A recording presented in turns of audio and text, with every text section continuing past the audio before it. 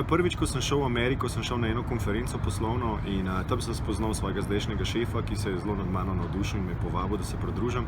Ampak tik pred tem, ko sem odhajal, sem se še pogovarjal z eno kolegico tudi iz MČM-a, ki mi je razlagala, koliko si želi v Ameriko, in sem jo sam spraševal, zakaj bi pa ti šla v Ameriko, kaj pa imajo tle, kar pri nas doma nimamo. Tako da je bilo zelo nepričakovano, ampak pač ponudila se mi je ena res izredna priložnost. Zdelo se mi je, da imam res eno možnost, da se naučim nekaj, kar doma se ne bom, in zato sem jo pač izkoristil.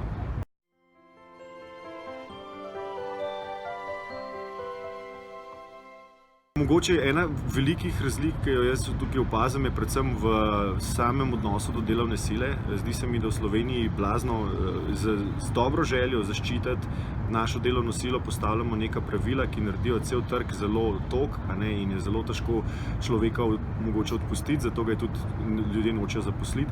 Tukaj je cel trg zelo, zelo pretočen. Mene ljudje so spraševali, kakšno imam pogodbo, jaz imam pogodbo za nedoločen čas, medtem ko odpovedni rok, vsaj strani podjetja, ki ga meni dajo, je pa 6 dni. Tako da dejansko, če se oni od mene poslovijo ta petek, bom naslednji petek že odšel. Tako da to je zelo ena velika fleksibilnost. Drugače pa je ena večjih razlik tudi ta, da so zelo ozko specializirani. Oni imajo pač toliko veliko tržišče, da se lahko res osredotočijo samo na en segment, in pri njih ta industrij izjemno pomemben, medtem ko pri nas na tako majhnem trgu pa pač ne moreš se ti specializirati, da bi rekel, jaz samo za en tip podjetij nekaj delam.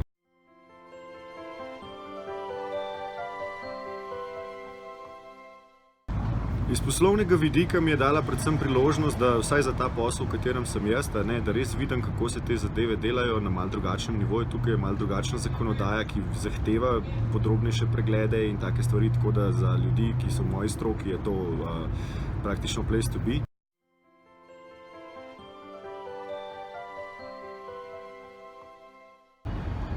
Najbolj iz Slovenije pogrešam ljudi. Dejansko družino, prijatelje, odnosi, ki sem jih tam postavljal toliko let, nekako tukaj, vsaj jaz v tem kratkem času nisem uspel nadomestiti. Sem spoznal nekaj zanimivih ljudi, so v redu, ampak pač ne morem primerjati prijateljstev, ki trajajo 30 let, pa pač družina, take stvari. Drugače pa nasplošno tudi moram reči, da zelo romantično gledam na Slovenijo, da pač se mi zdi, da odkar sem odšel, jo bistveno bolj cenim, da res vidim kakšna.